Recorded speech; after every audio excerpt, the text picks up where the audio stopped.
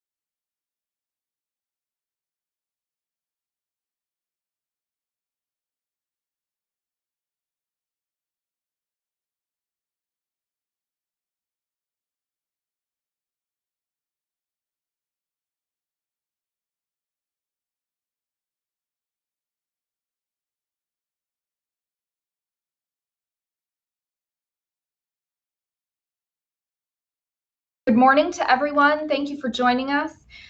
Today we are here to talk about strategic IT planning and budgeting.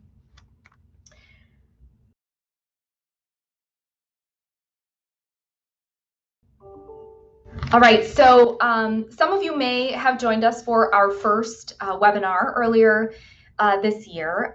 We spent a good deal of time earlier this year speaking with small business owners across a variety of industries.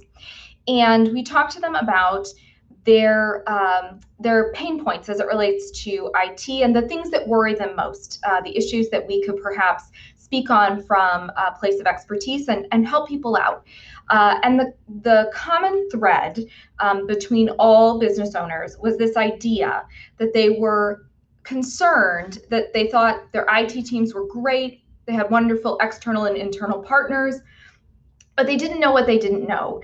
And so there was this fear that they were going to show up Monday morning and walk in to find a situation that could be very detrimental for the security or reputation of their business. And so we heard this comment a lot: am I going to come in tomorrow and find out that something happened that I didn't see coming? And so from that data, what we've done is we've created a series of 4 webinars. So our first one in the first quarter that some of you did join us for was on data security. Just a plug, if you're interested in that one and you weren't able to join us, please feel free to type a comment in the chat or send us an email after and we can get you a link to that webinar. This is, of course, our second webinar here in Q2, and today we are talking about strategic IT planning and budgeting. And then coming up later in the year, we will address the final 2 largest concerns of our small business owners, and that's ransomware and data breach. A really important topic. It's very timely. We're hearing lots of stuff in the news about this. Also very important going into Q4. And then securing your remote workforce. So for all of us, right, we've had to adjust to being in the office. As you can see, Mark is working remotely. I am back and forth. And so there's all sorts of complexities that come with that. And so we anticipate as a trend that will continue. So we'll be talking about how we can ensure the security of our remote workforce going forward, and the best practices that we've all learned over the last year. So that'll be our 4th one coming up later this year. Okay, and so with that, let's get started today. So we have 2 presenters.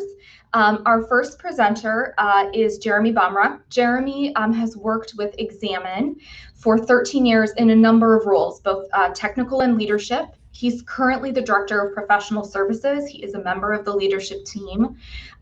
He lives in Scottsdale, Arizona, but comes to us by way of the Midwest and Chicago, so we still claim him.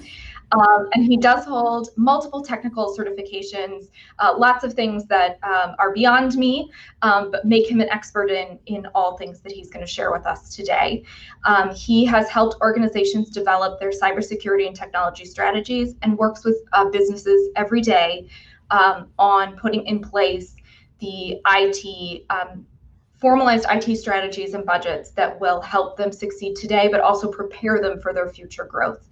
And then our second presenter, Mark, we will introduce in a little bit. Just a bit of housekeeping before we start. Please, if you have any questions as we go on, type them in the chat. There's both a public and a private chat, so you're welcome to use either. We will hold those questions, and then I'll proctor them as we get to some stopping points, but feel free to ask them as we go. And with that, I will hand it off to Jeremy, and he will kick us off talking about strategic IT planning. Perfect. Thank you so much, Anne, and thanks everybody for joining. Appreciate you jumping in on this Thursday. So let's go ahead and get started.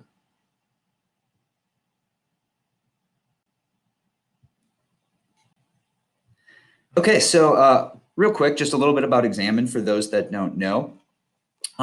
There's obviously a nice little beautiful timeline here. I'm just going to touch on 3 of the biggest points. One, we were founded back in 1999, so we've been in business for about 21 years doing managed IT solutions for all sorts of organizations. Back in 2012, we became SOC 2 certified, which ultimately just means we go through an audit every single year to make sure our processes and things that we do are secure and safe, and that we're really protecting all of our customers' data.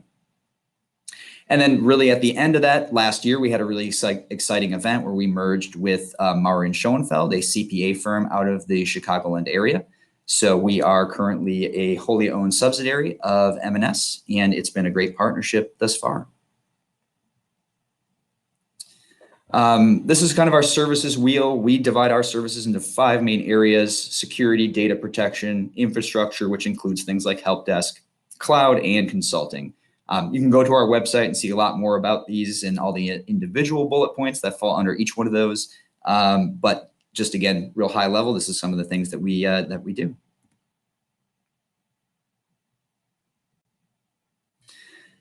All right, so the agenda for today, we're just going to go through the planning process. I'm going to talk through creating a technology roadmap and kind of how we go through that planning process, how it's the framework, how it's structured. We'll talk about some frequencies and trigger events, how often you should update the plan, and what are some events that would cause you to take the plan out and get it updated. My colleague Mark will we'll talk about cost allocation and IT budgeting, and then we'll wrap with some questions. So let's get started talking about the planning process. Creating a technology plan and a roadmap is a critical component for any business in today's world. Every organization relies on IT in some way, and in many cases, if the IT infrastructure or computer environment is down, the business can't function. So by creating a strategic IT plan, you can ensure your business is preparing for the future, protecting itself from malicious activity, and budgeting for spend in the proper areas. The first step in creating a sound technology plan is to hold a strategic planning meeting to discuss the business as a whole and identify the primary goals for the organization. Then a technical deep dive commences to review all aspects of the information technology environment. And then once all that data has been documented and has been collected, the information is reviewed and scored based on risk. The data is compiled into a report with recommendations, a timeline, and a budget.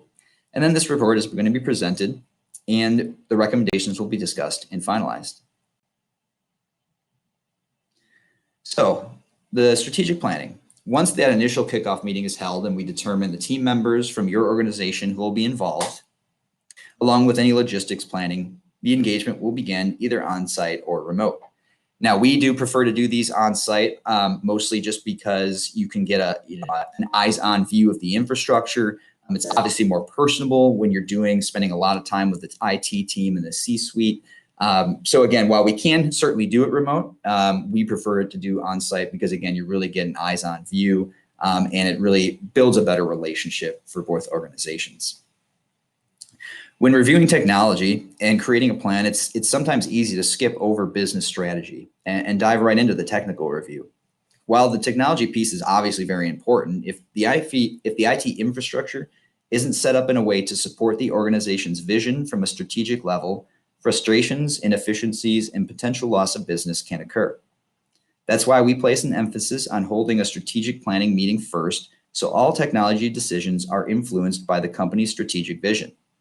This meeting is held with key stakeholders and typically includes a few C-suite or leadership individuals who have a good understanding of the business's history and milestones, along with current and future goals.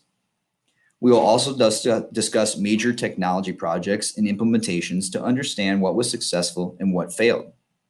By the end of this meeting, we will have the business goals for the next 3 years documented. This information will help shape the technical recommendations to ensure future technology changes support business growth. Once the strategic vision and business goals have been determined, a technical deep dive will begin. Now, this stage of the planning process will involve resources from the internal IT team or any current outside IT vendors with input on how the environment was set up and how it's currently configured. If any network documentation exists, such as diagrams, spreadsheets, reports, warranty and licensing information, this will all be collected for further review. While we're on site, or if we do it remote, we'll also send out a laptop so we can run some network and security scans, which will help automate some of the data gathering for things like Windows domain security, endpoint security, Active Directory health, just to name a few. So if documentation does not exist, it will not affect the success of the planning process. Again, another reason why we like to be on site is we usually complete a physical tour of the IT infrastructure so we can take pictures and really trace down wires, connections, create sketches for any necessary network diagrams that will need to be created. Once documentation has been collected and the tour of the facilities have been completed, a technical analysis questionnaire will be answered with the IT team. This questionnaire includes technical and procedural questions around the information technology environment, including the server and network infrastructure, workstation and mobile endpoints, cloud technology, data protection policies, and other critical areas of the IT environment.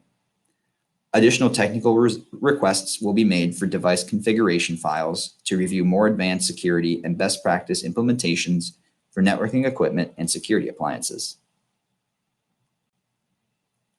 Now that the strategic goals have been discussed and the technical deep dive of the IT environment has been completed, it's time to review and assess and analyze the information. The network and security scan data that was collected automatically will be loaded into software to generate reports, which will be used as supporting information on the final report. Any documentation that was provided will be reviewed and compared with pictures in the physical tour of the environment, as well as the data collected through the automated scans. This information will also be referenced against the technical questionnaire to ensure the data presented in the final report is accurate and up to date. Once the data has been verified based on the information available, areas of the IT infrastructure are scored based on a risk scale.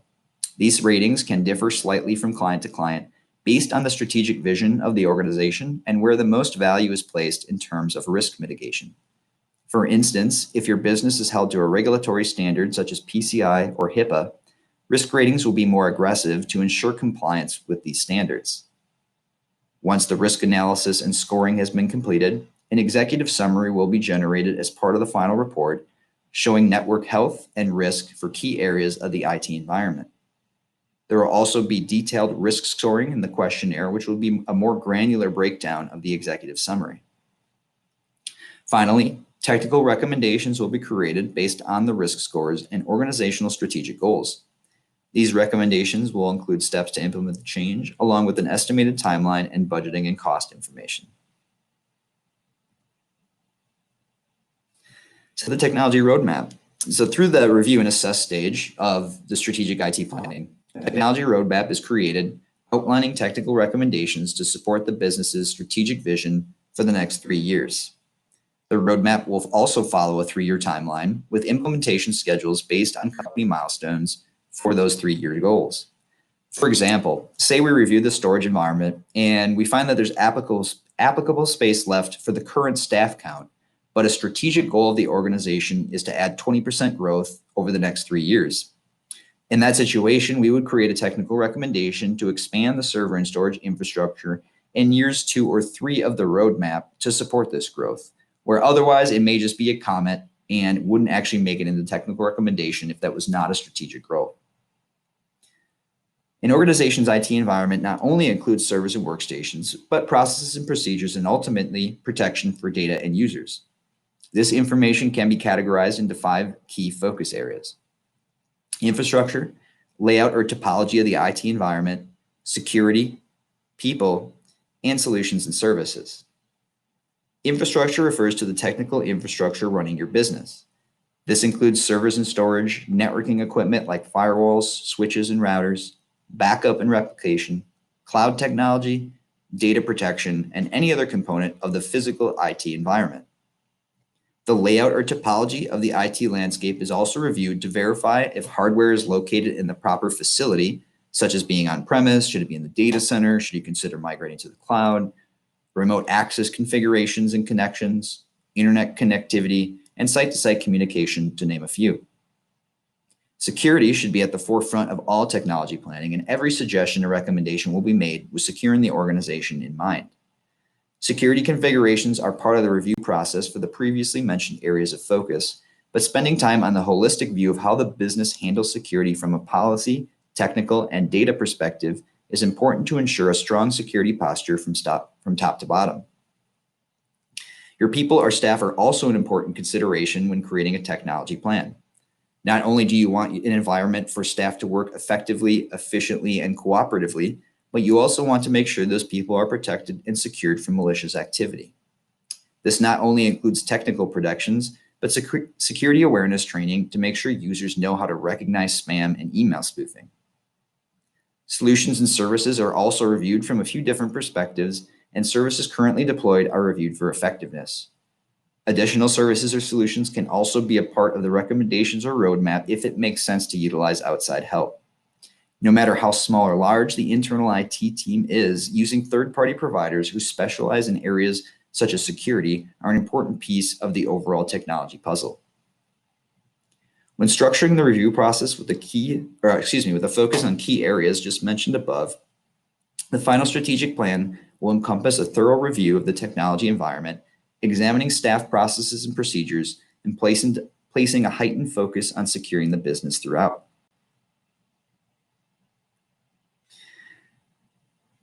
The last stage of the IT planning process is to present the report, including the technical roadmap with recommendations.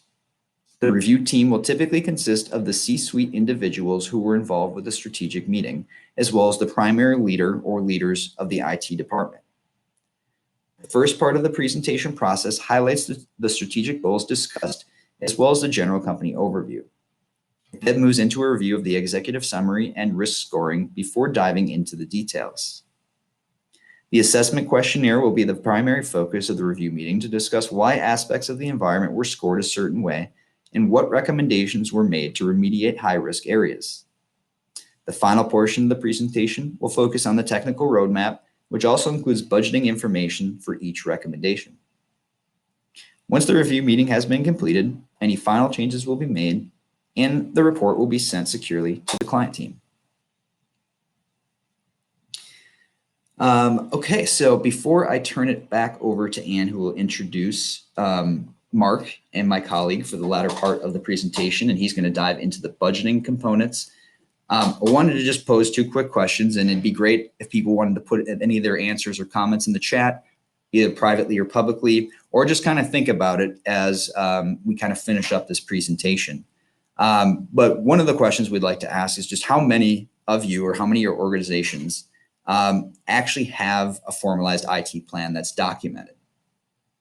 In that same vein, what are some pain points or challenges that you've had formalizing a document such as this?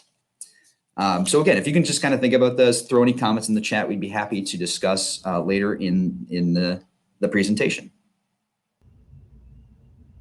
So just to repeat, for those of you who didn't hear, please let us know in the chat if you have, if you and your organization do have a formalized IT plan, and if you do have one, what are some of the pain points that you all have experienced when doing your plan internally? And if you could just type those in the chat, that would be great, and then we'll have an opportunity to talk a little bit about that and address some of those as well.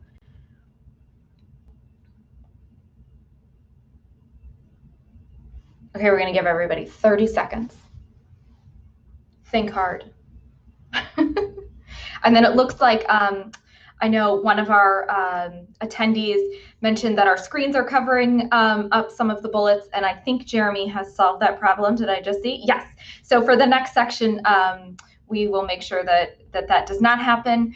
And we'll also make sure that we make this presentation available to everyone who registered after the webinar. So you can feel free to peruse it without seeing our lovely faces or blocks. All right, we are going to go ahead and move forward, but please do not hesitate to type, engage, ask questions as we continue to go along. All right, so next we have Mark Halgren joining us. Mark is a member of our transaction advisory team here at Mowry and Schoenfeld. Mark has over 10 years of financial experience on the client side before he decided to come over to the dark side of public accounting. And so he has a really interesting perspective because he understands both the complexities that you all are going through as you are doing planning, but then also he understands the process, the formalized turnkey process that we recommend and use for our clients. So we have asked him to join us to talk a little bit about how to turn that IT strategy and that strategy process that Jeremy just went through into a budget and a plan that is meaty and that your organization can use to make decisions and move forward. Mark does specialize in working with technology, healthcare, and search fund companies through the M&A process. So he really understands businesses of all size. And so we are trying to give you tips that we hope are applicable to from startups to organizations that have a couple $100 million in revenue. So with that, please, again, feel free to share your questions or comments as we go, and I will hand it off to Mark. Thank you, Anne and Jeremy, and thank you all for taking the time to be part of our webinar today.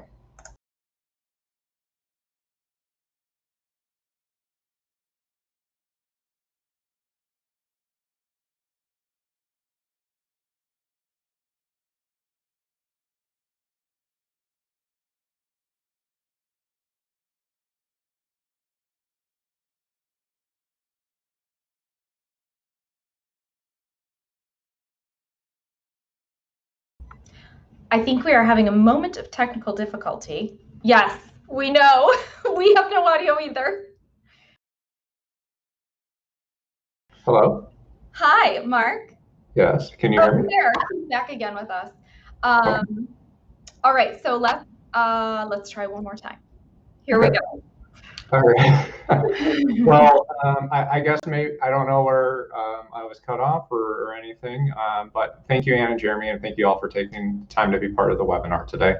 My goal today is to share my insight on how to streamline IT budgets to align them with the company's overall IT strategy. As Anne noted, I'm a CPA by trade and have extensive experience in industry. Fortunately, early on in my career, I had the opportunity to work heavily with IT departments in a variety of roles. I've experienced ERP implementations, data warehouse rollouts, legacy data conversion, storage plans, contingency planning, and of course, the topic of today, IT budgeting and forecasting. So let's jump into what we're going to cover today. Today, what I hope to provide is a different perspective on how to structure your budget and what type of expenses that should be taken into consideration in the overall IT budget process.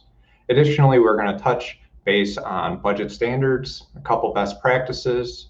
We're going to discuss, the frequency of the budget and forecasting processes, trigger events that I would recommend are events that the business, when these events occur, should revisit what their IT plan is. And finally, we will talk about how managed service providers impact a budget and or fill gaps in your IT strategy. So let's jump into our first topic of the agenda, structuring your IT budget. So the first piece of advice that I typically provide anyone looking to develop a budget is to simplify the budget model as much as possible. So to assist with trying to simplify your IT budgeting process, I recommend looking at any cash disbursements that are being considered should be categorized into three major buckets. And those buckets are capital expenses or expenditures, operating expenses, and project expenses or one-time expenses. Now, remember on one of the previous slides, Jeremy mentioned 5 key areas of focus of the IT environment. If you don't remember, that is okay. Just to reiterate what they were infrastructure, layout, security, people, and solutions and or services. So why do I mention those 5 areas of focus? Well, the budget that is being developed should have a connection to your overall IT strategy plan, which includes or should include these 5 areas of focus. So when I mentioned that IT budget should be categorized into 3 major buckets of spending, we should be building a budget model that is dynamic enough to evaluate these 5 key areas of focus in this particular manner. So for example, one area of focus, infrastructure. It's a big expense, necessary expense for all organizations operating today. What I am recommending is as you evaluate that infrastructure plan that is part of your overall strategy IT plan, you should be evaluating the expenses in the following manner: in capital expenditures, operating expenses, project expenses specific to the infrastructure plan. So, for example, when it comes to capital expenditures, what are some key infrastructure costs that are typically considered capital expenditures? Well, server expenses. If you have your own servers in-house, what is the ongoing replacement cost for new servers for replacing old servers that are end of life or maybe break during the year? Operating expenses are any software that is required for monitoring the performance of those servers. And project related expenses could be, let's say, the cable that runs throughout the entire building to deliver, internet to all your coworkers. Maybe you're going through a scenario where there's going to be an office build out. So you're going to have to plan for a one-time expense to build out that respective new layout for the organization. So that's kind of the process that I would take, and you go down to a very granular level on all aspects that can that support your infrastructure plan. Then you start moving through the next 4 phases. So you do the similar process of that I mentioned for the layout, for security, and solutions or services. Those are going to follow the same manner of infrastructure. The one area that I kind of paused on is the people aspect of your budget. So why do I leave people off? Well, I left people off is because people, I think everyone's experienced this from your finance department. You get a budget template, and it has all the people of your department in there, and they say, are you going to keep, X amount of employees, or do you plan to increase the amount of employees that you have at your organization? There's really no next step necessarily of, describe, you're not necessarily going to have the finance group go, hey, describe to me what this person does and justify it in that budgeting process. Usually it's just a plus or minus of a person and an estimate of what that expense is.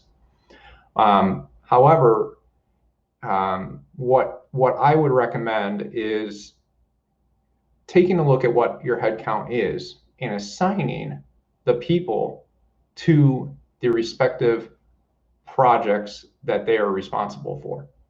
So if you have one individual that is in charge of capital expenditures, you could assign that person that they're going to be overseeing all the capital expenditures for your IT department. They are in charge of gathering all the necessary information, bringing that to the capital expenditure committee board if you have that at your organization, and getting the approval, working with supply chain, and getting the money moving in order to buy the capital item. The classification of employees that are operating expenses are kind of your day-to-day individuals that are supporting the business and doing the activity throughout that day. And then you're going to classify employees that are potentially project-based employees. And by classifying those people into those respective categories, you can kind of see who's doing what from a just bucket classification standpoint, but also you're going to see if a person is assigned to capital expenditures, if they are the right person to be addressing capital expenditures in infrastructure, layout, security, solutions, and services. And if they're not, then you start asking the question of how do I rearrange my team in order to fulfill the needs of all my necessary IT initiatives that are broken down into these categories. So that's kind of a breakdown of the three major buckets, and then how you would kind of break those down even further within the 5 major categories that are typically in your IT strategy. So the next aspect that I wanted to cover is, all right, now you have kind of this high level template of how you should categorize expenses. Well, what could those expenses be is kind of the next question. And what expenses should I take into consideration? And the 4 major ones that come to mind from an IT perspective is hardware, software, subscriptions, and services. Hardware is the typical computers, installation costs, services, warranties that are applicable to respective maintaining your hardware and such. They always are traced back to some physical asset and the maintenance aspect of keeping that asset. Things to take into consideration with hardware expenses is 1, the upfront costs, and then the ongoing maintenance. The upfront cost is kind of the capital expenditure component of it, and the ongoing maintenance is kind of the operating expenses going forward to support that respective hardware item. And that could be very broad depending on what the particular asset is. If it's computers, well, you have the upfront cost of buying the computer, you have the license fees, which we're going to jump into that with software, but then you're going to have to budget also who supports those computers from a help desk standpoint. How is that being monitored? Who is assisting employees when there's issues with their hardware? Who do they go to? Who's the point person for that? So there's an ongoing operating expense that needs to be taken into consideration. The next major bucket is software licenses. So this could, your Microsoft licenses, support contracts, those types of things. These are set prices over a period of time.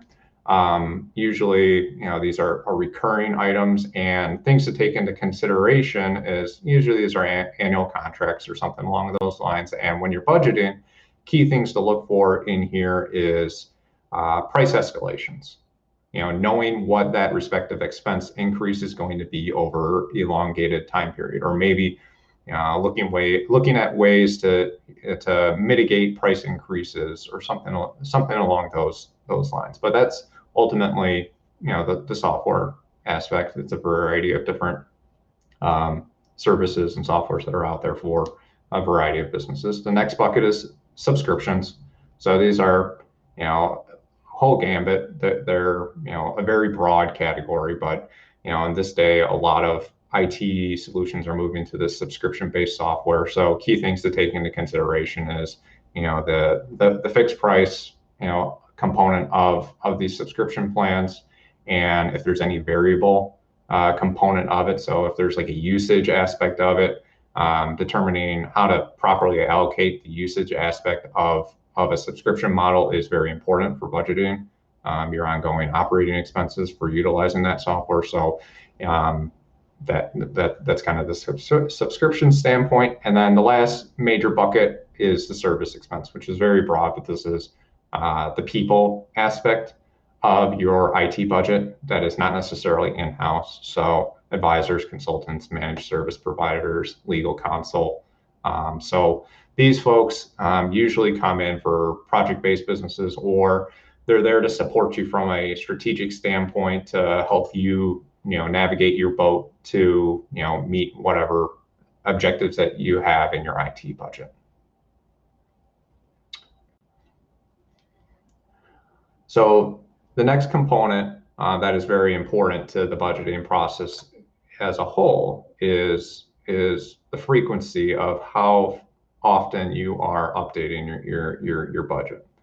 Most organizations, they go through an annual budget process, and if IT is not part of that financial budgeting process, we recommend that it is incorporated, because it is and will continue to be an increasing cost for doing business.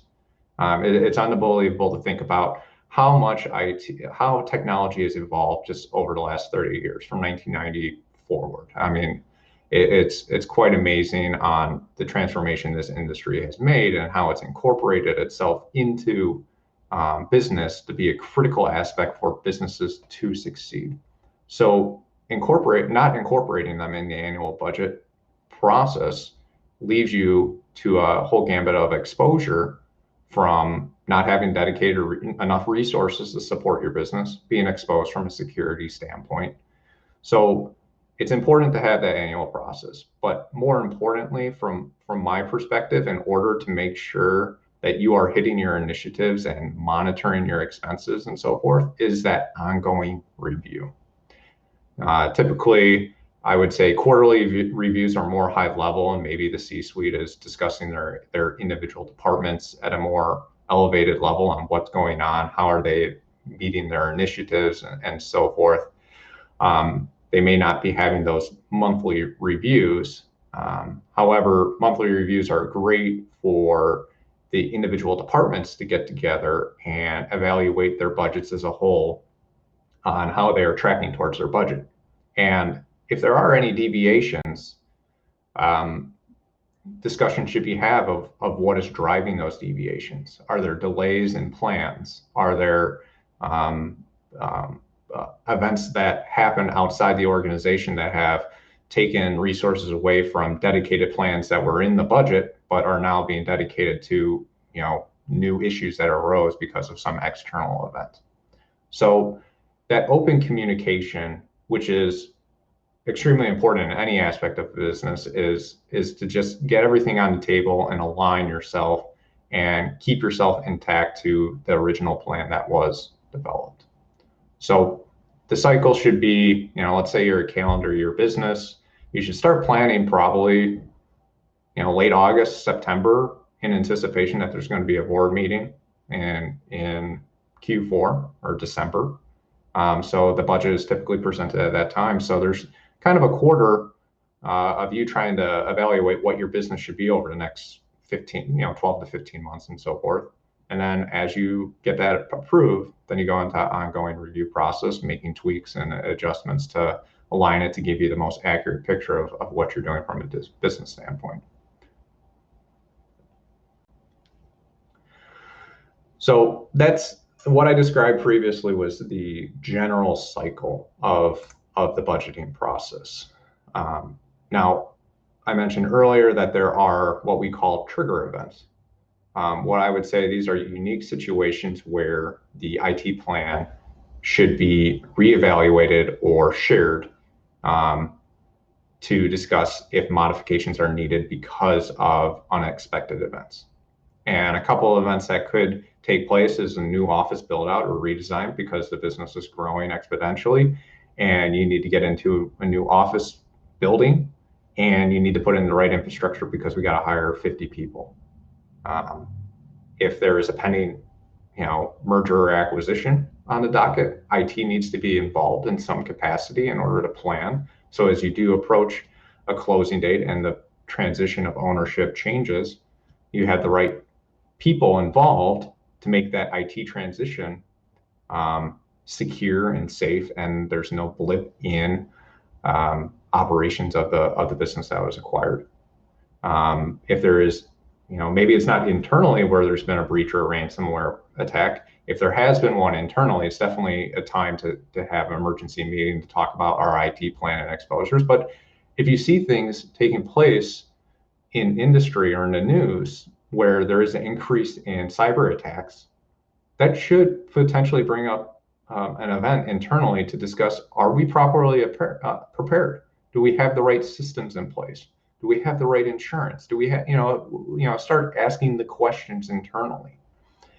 This is a really big one and very helpful. Anytime you have a new executive team member come into play, having a living document, this IT plan available to share to them is critical, because they'll be able to get up to speed right away of what your organization is doing from an IT perspective. And then you're able to provide them a budget that is supportive of that plan. So then they're up to speed and initiatives can roll forward without any type of hitch. And then the last but not least is anytime there's any major technology advancement in industry. I'm going to just throw out cryptocurrency out there as an easy example. At some point,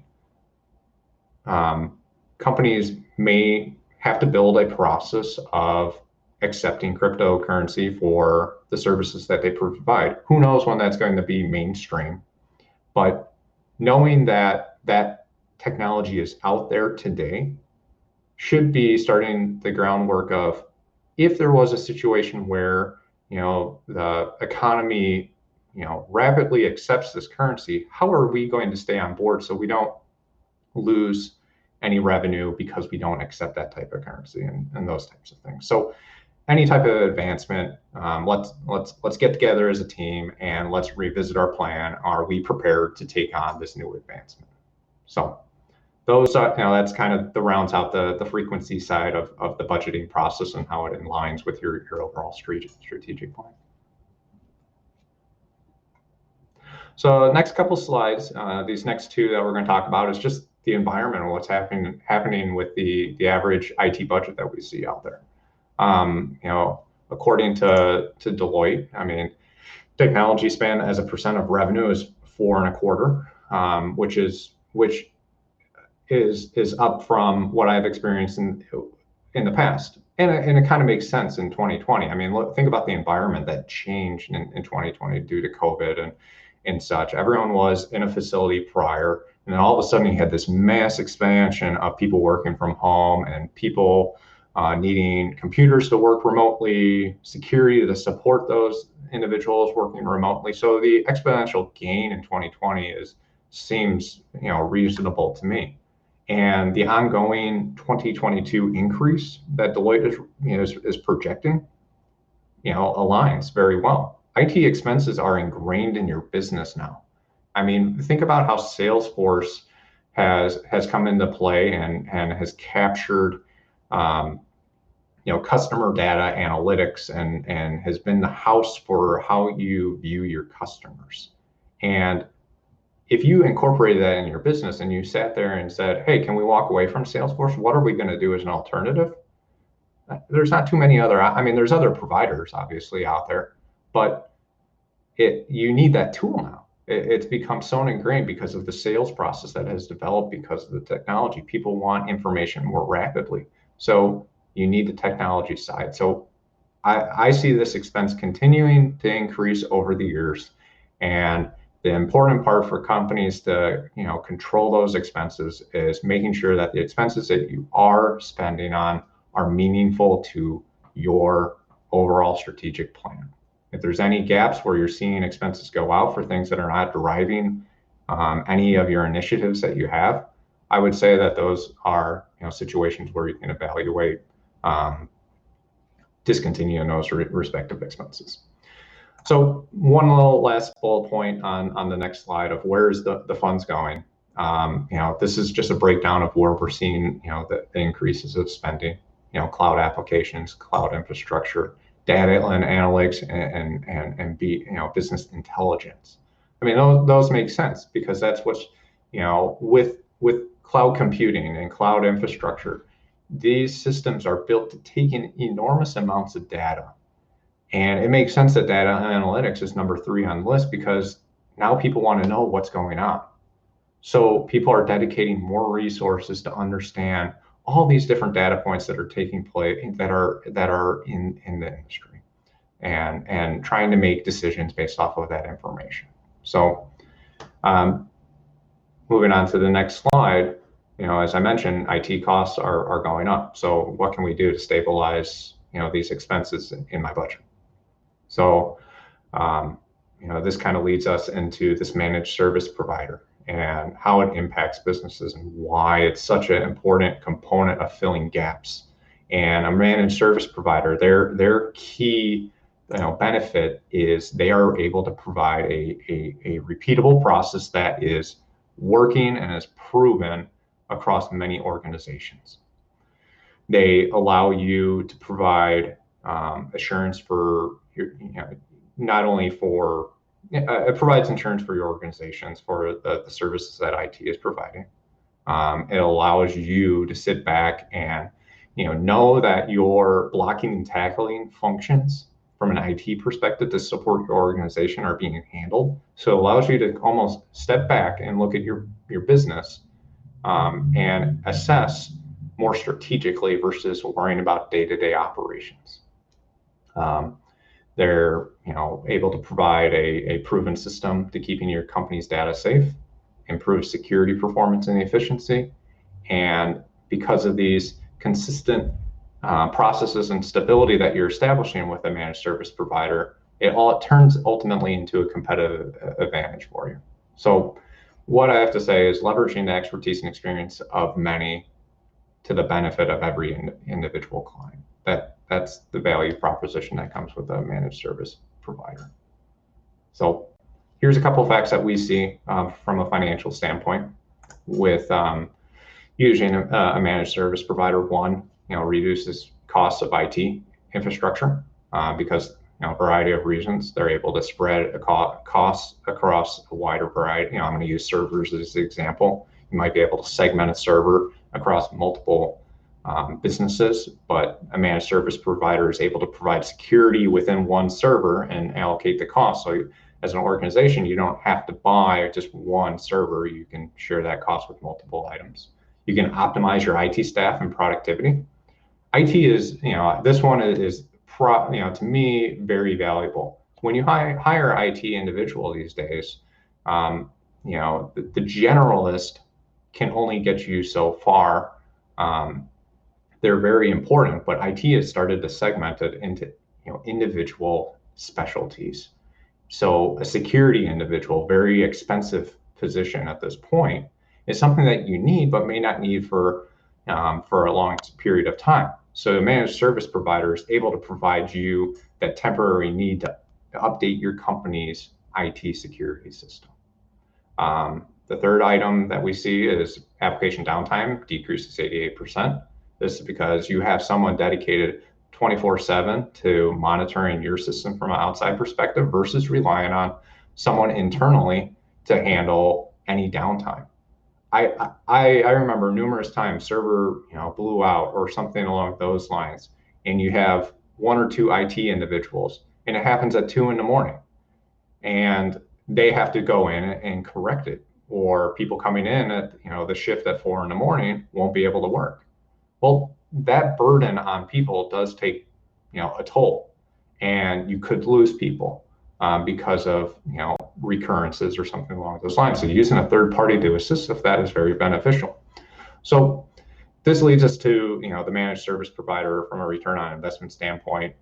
This is kind of the typical gains that we see from an ROI perspective, and this is just purely from evaluating the cost of the business and seeing the cost differential between having an internal in-house team versus utilizing a managed service provider for select resources.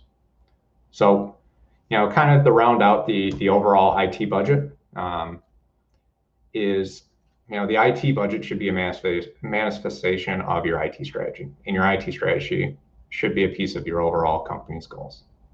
And that is very imperative to the whole IT budgeting process and strategic planning. So I appreciate you taking the time to listen to me to talk about budgeting.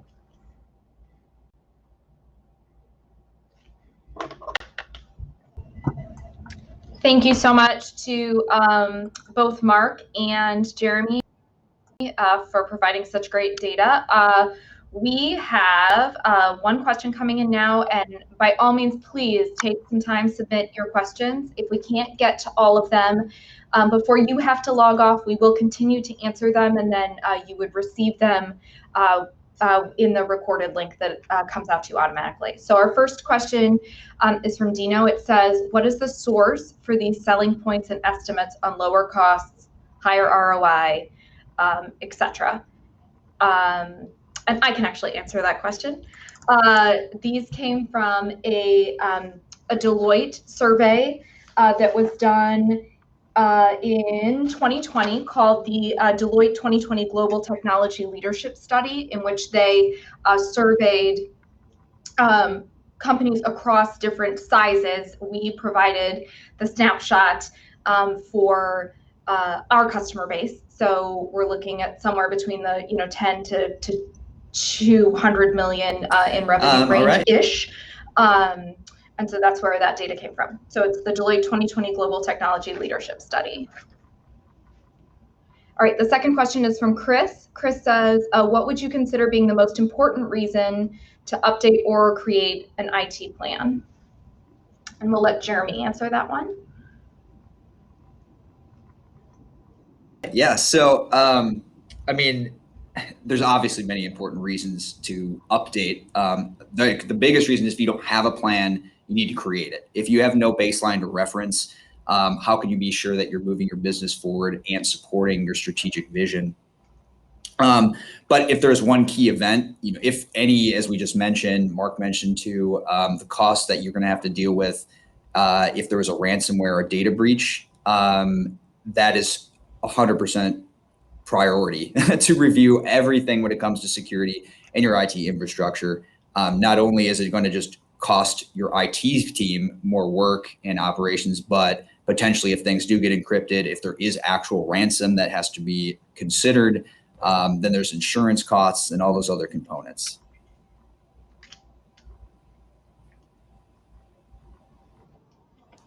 Thank you. Okay, next question is from Amanda. Amanda asks, if I were going to prioritize my IT planning and spending, where should I start? Maybe Jeremy, you can start with the planning and spending piece, and then Mark add in anything that you think he's missed. Sure.